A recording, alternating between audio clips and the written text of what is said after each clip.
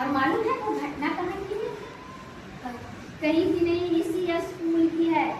इसी स्कूल की कस्तूरबा विद्यालय की एक बच्ची के साथ जो घटना घटी थी, उसी घटना का वर्णन मैंने एक कहानी में किया। और संयोग कहा जाए तो ये कहानी जो है विश्व जन चेतना ट्रस्ट भारत के एक कदम और इस पत्रिका में ये कहाँ छपी है? एक कदम और पत्रिका में छपी है ना। ये रचना जो है एक कदम और, इस किताब का नाम क्या है? एक कदम और विश्व जन चेतना ट्रस्ट भारत, है ना। ये मंच से एक कदम और जो पत्रिका निकली है, इसी पत्रिका में मेरी रचना की जगह दी गई, बेटी हूं ना। शीर्षक क्या है? बेटी हूं ना। बेटी हूं ना। तो आखिर आप लोगों को लग रहा होगा कि स्कूल की घटना है, कस्तूरबा विद्यालय की घटना है, बेटी हूं ना। आखिर क्या बात है? ऐसा क्या हुआ था जो मैं कहानी लिखने पे मजबूर हुई और इस घटना को एक कहानी का मैंने रूप दी है। तो आइए हम देखते हैं इस कहानी के बारे में। यह एक लड़की जो मात्र अभी 7th क्लास में पढ़ रही थी, उसका नाम था पूजा। उस लड़की का नाम क्या था? पूजा। और वो लड़की अरियरी प्रखंड के बगल गांव की रहने वाली थी। उस बच्ची के साथ ऐसा क्या हुआ था, आपको जानना चाहेंगे? जी बिल्कुल।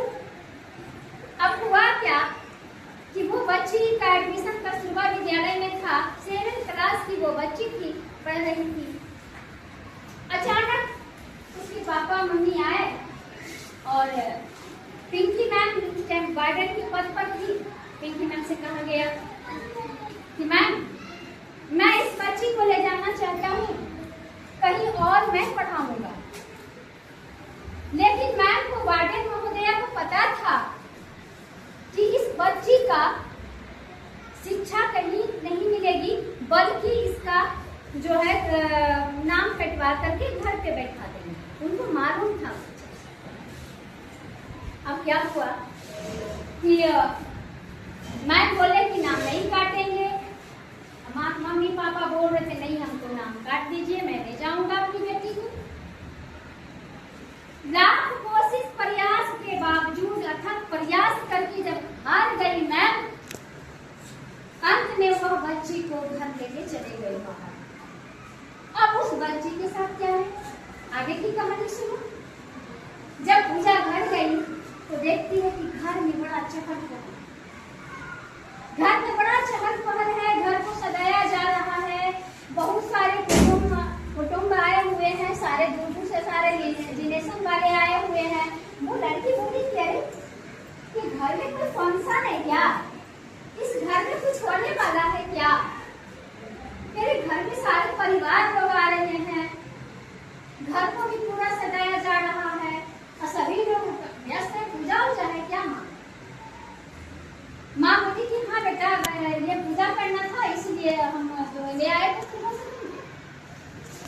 वो तब तक अनही थी उस बच्ची को, कुछ पता नहीं था कि इस घर में क्या होने वाला है, क्योंकि वो घर में सबको पता था कि ये लड़की पढ़ने में बहुत तेज है और ये पढ़ना चाहती है। जब हम कह देंगे तो ये आने से मना कर देंगे। अब क्या हुआ, वो लड़की परेशान। अचानक से उसकी बड़ी बहन आई, बोले पूजा तो जल्दी से तैयार हो जा। बोले तैयार होना? मुझे ही क्यों तैयार होना है, क्या बात? तो बोली पूजा जल्दी से तू तैयार हो जा, हाथ मुंह धो करके, क्योंकि कल तेरी बारात आने वाली है और कल तुम्हारी शादी है। शादी का नाम सुन करके जैसे लगे कि कटे वृक्ष की तरह वो कांपने लगी, काफी परेशान हो गई। उसे लगा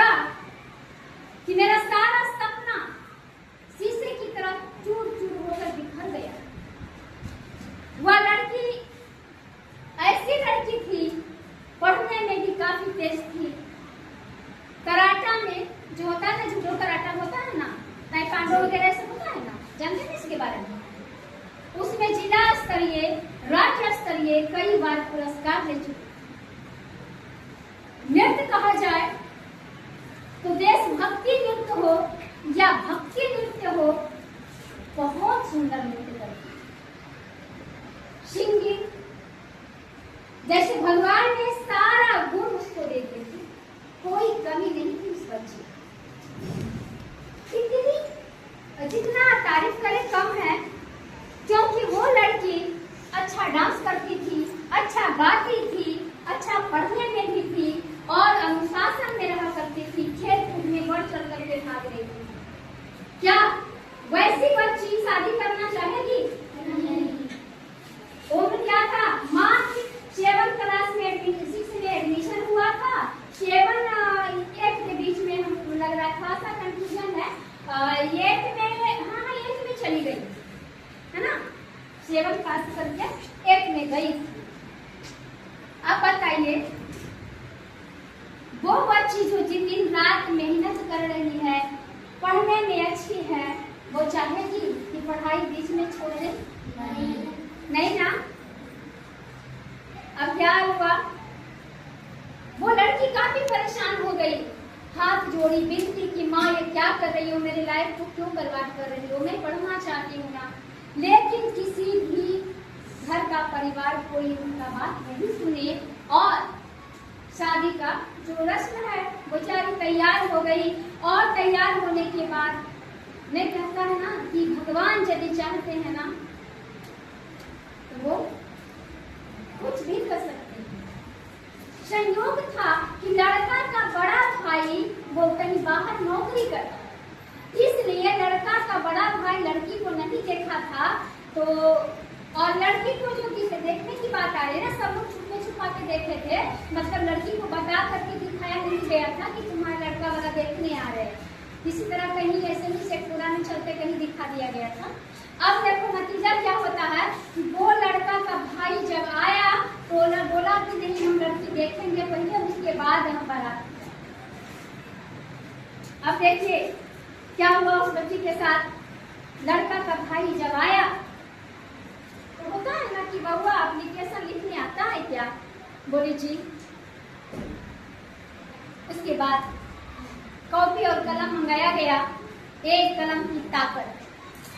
अब आपकी इस कलम की ताकत समझ में आएगी कि ये कलम और कॉपी जब उसको मिल गया बच्ची के हाथ में, तब क्या हुआ, जुड़ते को तिनका का सहारा। पूजा समझ चुकी थी कि आज 2 दिन के बाद मेरे घर में बारात आने वाली है, मेरी शादी होने वाली है और मैं पढ़ाई लिखाई सब छोड़ करके मेरा जीवन नरक बनने जा रहा है। क्योंकि आप लोगों को पता है ना कि कम उम्र में शादी करनी चाहिए? नहीं। बात विवाह करनी चाहिए? नहीं ना। उससे क्या होता है, तुम्हारा पढ़ाई लिखाई के साथ साथ तुम्हारा शारीरिक मानसिक सबको शोषण हो जाएगा, होता है या नहीं? जी मैम। तो हम लोग को बाल विवाह करनी चाहिए नहीं करनी चाहिए? नहीं करनी चाहिए। नहीं। अब देखिए क्या होता है, तो पूजा कैसा हिम्मत आपको भी यदि दिखाएं तो ये कहानी का कहना मेरे लिए इस कक्षा में सार्थक हो जाएगा। अब आइए, ये कलम की ताकत पूजा को मिल गई। पूजा क्या की, कॉपी और कलम आते ही जब एप्लीकेशन लिखने के लिए कहा गया तो वो पूजा क्या करती है मालूम है? वो लिखती है कि मैं हाथ जोड़कर आपसे विनती करती हूँ, प्लीज मैं पढ़ना चाहती हूँ, मेरे मम्मी पापा तो नहीं समझ सके, पर आपसे मैं विनती करती हूँ कि आप इस शादी से इनकार कर दीजिए, मैं पढ़ना चाहती हूँ, मैं वापस से कस्तूरबा विद्यालय में जाना चाहती हूँ। और ये लिख करके आगे बढ़ा दी। हाँ, जब आगे बढ़ा दी तो लड़का का जो भाई थे उनके साथ 1-2 लोग होता है ना कि भाई थे, तुम भी चलो साथे, तुम भी चलो साथे, तो 2-4 लोग आए थे। अब एप्लीकेशन जब पढ़ते हैं तो चुपचाप एक आदमी दूसरे को पढ़ा दिया, दूसरे आदमी तीसरे को पढ़ा दिया और सब लोग पढ़ के चुप है, तो कुछ बोल रहे नहीं कर रहे। अब लड़की के पापा भी वहीं बैठे थे, उनको लगा क्या ऐसा बात मेरी बेटी लिख दी है, सब लोग पढ़ते हैं पर कुछ बताते नहीं, सब लोग चुप है। बोले क्या बात है, बहुत ज्यादा गलती लिखी है क्या? उनको क्या पता था। जब एप्लीकेशन जब पिता के हाथ में दिया गया उनका तो आप बबूला हो गए, काफी गुस्सा में हो गए। तो क्या करते हैं मालूम है? वो जैसे ही मानने के लिए कि तुम्हारी ये हिम्मत, ये झोटा पकड़े से होता ना ऐसे गाँव पकड़े बाद को खींच करके उसको देना शुरू किए। जैसे ही मारने के लिए हाथ उठाए, लड़का का भाई जो है हाथ पकड़ लेता है और कहता है कि आपको तो शर्म आना चाहिए। अरे हर माँ बाप सोचते हैं कि मेरा बेटा मेरी बेटी पढ़ने में ठीक ठाक हो, ठेला चलाकर किसी भी तरह रास्ते में सब्जी का ये जो है बेचकर जैसे भी हो दुख तकलीफ कष्ट करके रूखा सूखा खा करके फटे कपड़े पहन करके हर माँ बाप अपने बच्चे का फ्यूचर बनाते हैं। अपने माँ बाप का जो कर्तव्य होता है अपने बच्चे को सपोर्ट करना। और आप कैसे माँ बाप हैं? धिक्कार है आप पर कि आपकी बच्ची एक अच्छी स्टूडेंट है, जब पढ़ना चाहती है तो आप क्यों उसका गला घोट रहे हैं? आप क्यों उसको उड़ने से पहले उसका पंख काट रहे हैं? अरे उड़ने दीजिए आसमान में। मैं आपकी बेटी से ही शादी करूंगा, 2 साल 4 साल के बाद करूंगा, लेकिन बारात आपके घर में आएगी। जब तक मैं इंतजार करूंगा जब तक आप अपनी बेटी का शादी कहीं और न कर देंगे।